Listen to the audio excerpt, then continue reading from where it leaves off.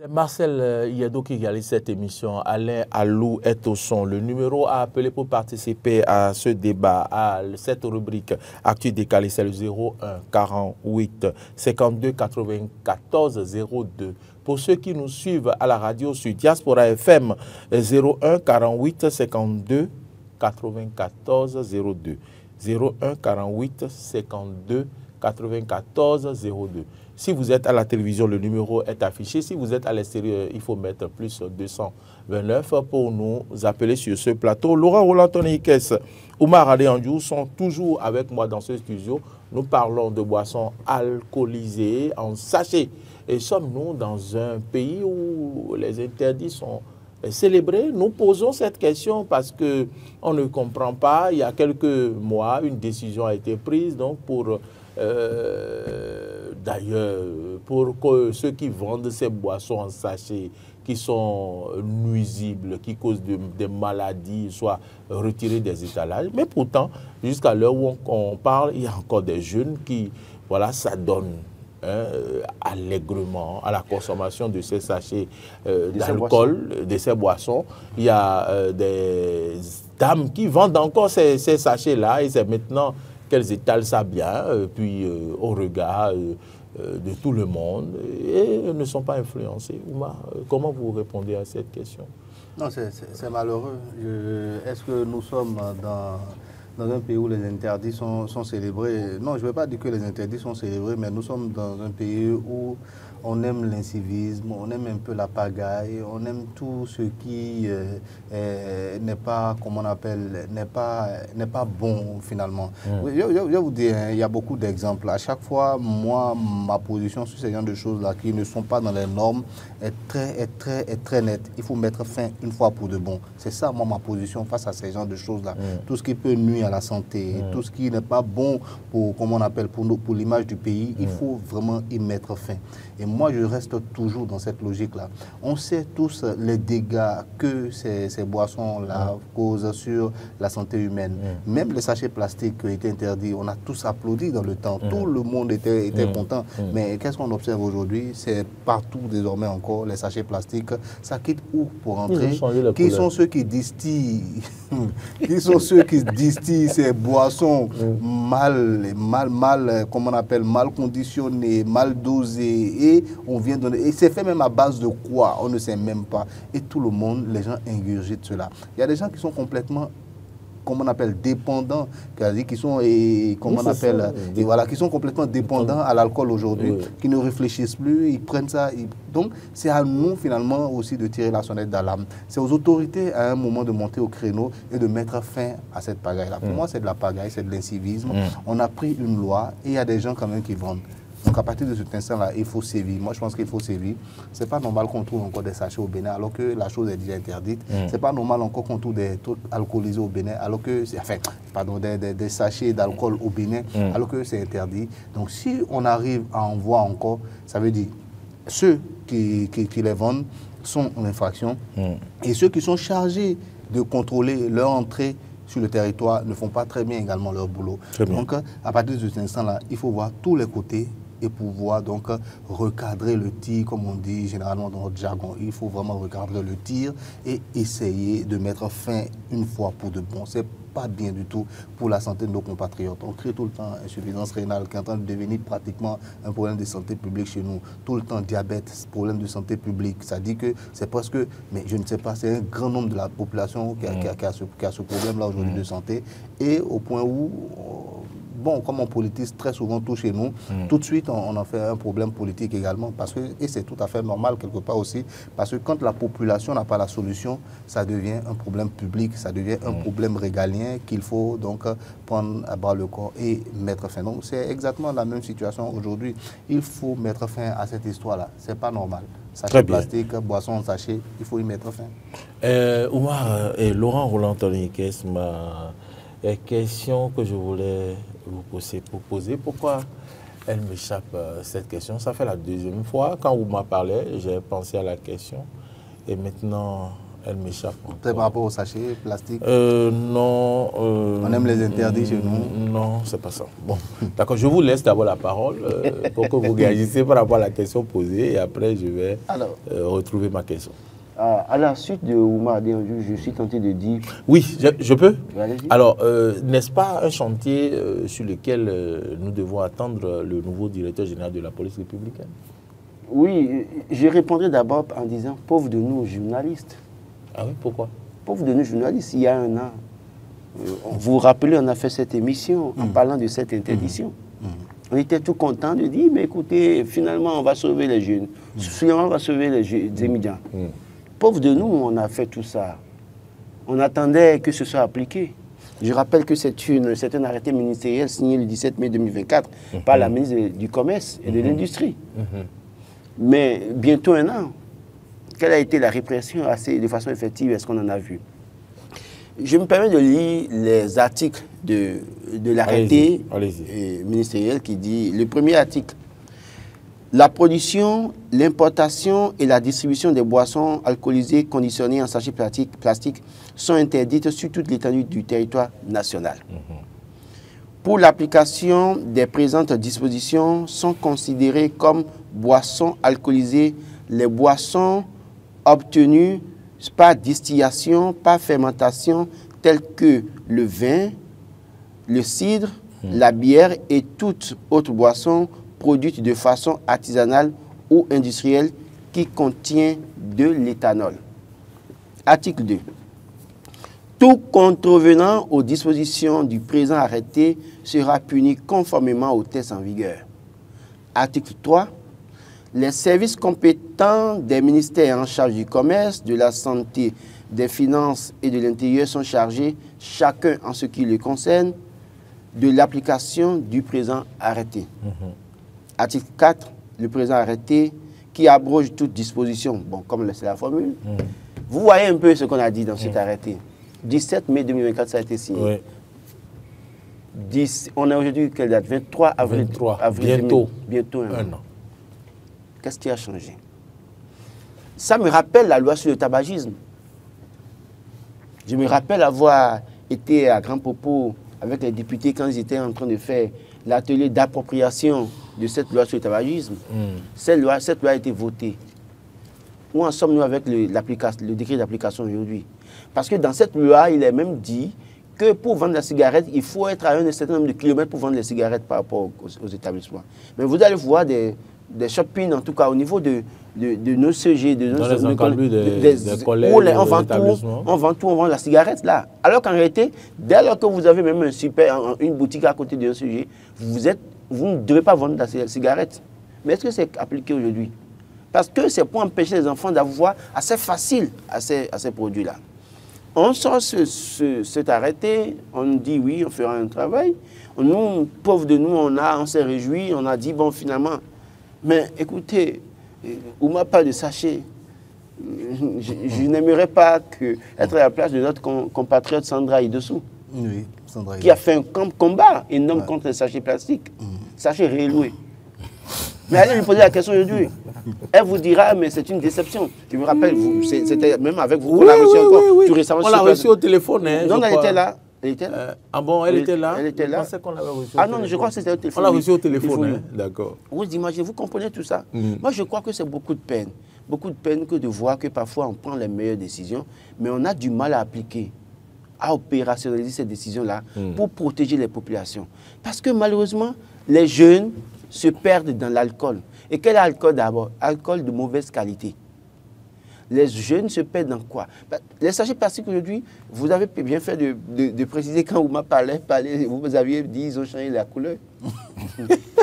Pauvre de nous, population, on nous remet les sachets blancs. On dit que sachet, comment ils appellent ça? Sachet bio. Sachet bio. Et ils ont changé les couleurs. Oui. Sachet noir là, c'est devenu orange. Oui. C'est devenu orange, jaune, vert, c'est devenu jaune, blanc. Et on dit que c'est biodégradable. Vous laissez la 100 ans pour voir. C'est toujours là. Ça veut dire que quoi? Il y a, moi je continue de dire, il manque une volonté politique à proprement parler. La volonté politique a voulu qu'on ait des tests, qu'on ait des décisions, des décrets, des arrêtés pour dire il faut arrêter ça. Mais il a manqué la volonté politique pour mettre en application ce qu'on a décidé. Et je comprends que parfois, les décisions sont prises, mais il y a des lobbies aussi derrière, malheureusement. Et c'est ça le problème en réalité. Même au-delà des lobbies, Laurent, il faut reconnaître une chose aussi. Face à la volonté politique, souvent chez nous, il y a une forme de laxisme qui est au sein de nous, de la population elle-même. Dès que tu vas dire maintenant, la population qui refuse voilà. Dès qu'on va dire, des tests, attendez, comme l'Afrique refuse de développer. Dès que moi je vais dire maintenant tout à l'heure, saisissez ces cigarettes-là, saisissez ces plastiques-là, saisissez ces boissons-là. Vous allez voir des gens vont appeler, vont dire non, on ne peut pas saisir comme ça. Il y a une économie locale, il faut faire attention. Si vous saisissez, ils vont manger quoi? Elle a 5 enfants à nourrir, le papa les a abandonnés. Et on reste comme ça dans ces problèmes-là. Tant qu'on aura ces considérations-là, la vie est chère, c'est comme ça dans tous les pays. Je peux vous reprendre en même temps. C'est ça le même problème. Oui, allez-y. Moi, je peux vous répondre en même temps en vous disant quoi? Allez-y. Le problème de ceux qui vendent sur le terrain, le véritable problème, ce n'est pas ceux qui vendent sur le terrain. On a fait ce débat par rapport à l'essence relatée. Ce ne sont pas ceux qui vendent sur le terrain. C'est ceux qui autorisent l'entrée du produit sur le territoire.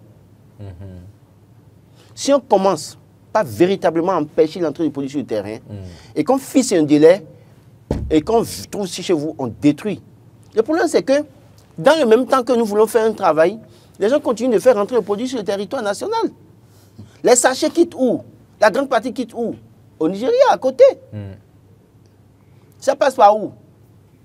Parfois, ce n'est pas des chemins cachés, hein. C'est parfois dans des conteneurs et passe par les frontières. Parfois, je dis. Parce que les gens payent des tasses. Voilà. Et ce que moi je veux dire, c'est quoi? Moi, en tout cas, à mon avis, qui s'appelle Azota. Oui, non, mais même dans les poissons, en sachet, il y en a qui s'appellent tombeau. Oui. Malgré ça, ils boivent. On a écouté un enfant qui on a demandé pourquoi il consomme ça. Il dit que non, que quand il consomme le mandin, lui là, qu'il se voit, il plane. Voilà. Il se voit au-dessus de tout le monde. Ce que moi je veux dire, c'est quoi? C'est que c'est là où peut-être on n'a pas. Alors, il y a quelqu'un en ligne. Bonjour, monsieur. Bonjour, monsieur Maurice. Bonjour à vous. Comment allez-vous ce matin? Je vais très bien chez vous. Ça va bien. Je vous entends de façon lointaine, mais bon. Merci de vous présenter. On voit Alexandre de Révier. Ah, monsieur Révier. Monsieur Alexandre de Révier. Comment allez-vous? Allez-y pour votre occupation. J'espère que vous allez bien aussi. Oui, surtout avec la pluie qui a arrosé Cotonou et environ, on a bien dormi. D'accord. Sinon, dans un premier temps, laissez-moi vous dire que pour le débat d'aujourd'hui, je partage les points de vue de Roland et je respecte également les points de vue de M. Oumar. D'accord. Quant à vous, Maurice, apprécie vraiment la manière dont vous conduisez le débat. Avec on a envie de ne pas finir l'émission. Continuez comme ça. Merci. Merci beaucoup. Je vais continuer, pas m'améliorer. Je reviens sur le sujet. Oui. Et sommes-nous dans un pays où les interdits sont célébrés? Moi, je pourrais dire oui. Parce que quand les décisions viennent comme ça, vous allez constater qu'on prend quelques individus et quelques jours, on laisse le reste. Oui. Et les gens contournent. Moi, j'ai travaillé dans le domaine des boissons alcoolisées avant de laisser pour faire autre chose. D'accord. Et ça n'a pas passé, j'ai vu qu'il y a un arrêté qui demande à ce qu'on saisisse ces produits alcoolisés. Mais les gens ont changé de stratégie. Et puis ils font. Vous allez voir les cartons de détergents. Ils désemballent les cartons de poissons alcoolisés, ils mettent dans les cartons de détergents. Donc les clients savent, ils connaissent le code. Et quand tu es là, tu prends. Un jour, j'étais là, les gens sont en train de parler, ah, ce détergent, ça coûte bien. Hein. C'est là où la cliente a dit, ah, quand je te connais, je vais te dire la vérité. Quelle boisson qui est dedans? Quoi encore? C'est tombeau. J'ai dit, c'est la faute au gouvernement, ceux qui prennent les décisions politiques. Parce que moi, j'ai dit comment on a passé les gens au bord de la voie. J'ai dit comment on saisit les bidons de pression et d'essence au bord de la voie. J'ai dit comment on a lutté contre les produits et les médicaments prélatés. Oui. Donc, si la même volonté hier, je crois qu'on va arriver. Maintenant, vous venez de dire quelque chose que j'apprécie aussi. Les produits passent par où? La douane, les frontières. Donc, ça veut dire que, comme les gens disent, les frontières africaines sont toujours poreuses.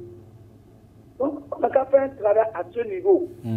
Chercher ce qui est dedans, bloquer les frontières. Et nous allons voir que On a mis Détruit. des produits Arraisonnée et dangereux. détruite au niveau des frontières. C'est des produits dangereux, je vous dis. Moi, j'ai travaillé sur ça. Le jour où vous mettez les produits dans des conditions bizarres, et quand je voulais sortir là, quand on dit de boire, quand on dit même de sentir ça, non, vous devez faire. Ça change de couleur. Ça change de couleur et.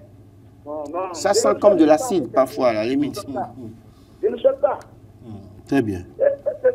C'est à la base de tout ce que nous voyons dans les ghettos, dans les ruelles, dans les quartiers. Alessandro, très bien. Vraiment. Il y a un monde qui me laisse à partir ici. Oui. Oui, monsieur Alessandro Révier, merci. Merci beaucoup. Merci de continuer par nous suivre. Merci de votre fidélité. Oui. Moi, je vais dire un mot. Et c'est ma position et ça ne changera jamais. Moi, je dis, il faut non seulement sévir à l'entrée, mais sévir également contre le vendeur. Moi, je ne suis... C'est-à-dire que pour moi, ce qui n'est pas bon là, il faut être radical. Ça, c'est moi, ça. Non, on n'a jamais été contre non, le vendeur. Non. On n'a jamais Par contre, été contre le vendeur, la plupart du temps, on a déjà sévi contre Sobradia. Le vendeur, la plupart du temps, on veut être complaisant souvent avec le vendeur, le petit détaillant chez nous. Moi, je dis, il faut l'obliger tout de suite à aller chercher une autre source de revenus. Ça, c'est moi, ça. Oui, non, moi, ça peut être compris, je n'ai jamais, moi, je n'ai jamais été parce que moi, je dis, à chaque fois qu'on sera complaisant sur ces choses qui ne sont pas bonnes, qu'on va dire, non, c'est mon frère, bon, c'est ça, Bon, mais toi, moi, j'ai pas de famille qui une fait fois, une fois que c'est comme ça, on ne finira jamais avec ça. On a beau crier que c'est le politique qui va agir, on a beau tout dire, parce que le politique, il est bloqué sur un point. Lui, il a besoin d'une base électorale quelquefois aussi. Il a besoin du calme dans le pays. S'il sévit un peu trop, et qu'on crie, il va se dire non, attention, les gens là sont déjà fatigués. Comme c'est ce qui leur plaît, il faut leur laisser ça. Et on va rester comme ça, dans la médiocrité, dans le mauvais. Et moi je dis, pour ne pas être ça, il faut qu'on change aussi nos mentalités et savoir que ce qui n'est pas bon, on ne le fait pas. C'est tout. Moi, je crois que on va finir. Interpeller les détaillants ou les vendeurs, c'est chose normale. Mais c'est-à-dire que moi, je dis, commencez pas à annoncer la couleur au niveau des frontières. Parce que vous avez beau fait de réprimer ceux qui vendent dans nos localités, mais malheureusement, le produit continue pas à passer quelque part. Les gens prélèvent des tasses, les gens font le profit, les grossistes, les lobbies continuent de s'enrichir. Et après, on vient s'attaquer aux gens sur le terrain. Moi, je pense qu'il faut attaquer les gens sur le terrain, mais il faut quand même aussi commencer par annoncer la couleur au niveau des frontières. C'est très important. Dès lors que vous commencez par limiter l'entrée sur le territoire, c'est facile pour vous de faire le travail.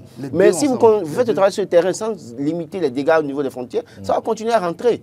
Si ça rentre, on va écouler. Si ça rentre, on va mettre ça dans les sachets. Si ça rentre, ça va rentrer, on va mettre ça dans les sachets du détergent, comme le dit M. Alessandre, et vendre. C'est ça. Et dans tous les cas, en consommant tombeau, les gens une fois que ça rentre, se dirigent vers les tombeaux. Une fois que ça rentre, on va consommer. Il y a malheureusement, éthylodépendant, il est là, il attend. Il attend ça. Il t'a dit que le matin, il se réveille, il est déjà en sueur. Il faut qu'il le mette. Parce que sans ça, il ne peut pas faire toute la journée sous le soleil, sous la pluie. Il pleut même, il ne sait pas. Et il faut donc éviter que les enfants du Bénin soient poussés vers le tombeau. Et c'est sur cette conclusion que nous allons clôturer cette émission. Un petit mot avant que vous ne concluiez. J'ai remarqué sur ce plateau, en tout cas sur ce plateau aujourd'hui, j'ai remarqué que la vie est de plus en plus chère. Tout le monde réfléchit, on regarde, on re-regarde. Je vous voyais regarder quelque chose, mais vous avez regardé. Vous étiez concentré sur votre facture. Vous étiez concentré sur votre facture d'eau. Oui, mais je suis venu. Je ne regardais pas. Je suis venu payer ma facture d'eau en ligne. Parce que si je ne le fais pas, je ne sais pas si ils iront chez moi me couper. J'ai vu le net à payer là. Vous avez regardé. À tout moment, vous regardez ça. On a vu que vous là. Pour dire vrai là. Pour dire vrai. Vous voulez que je vous le dise. Moi, maintenant, mesdames, messieurs, c'est sur ça que nous clôturons cette édition. Cette émission.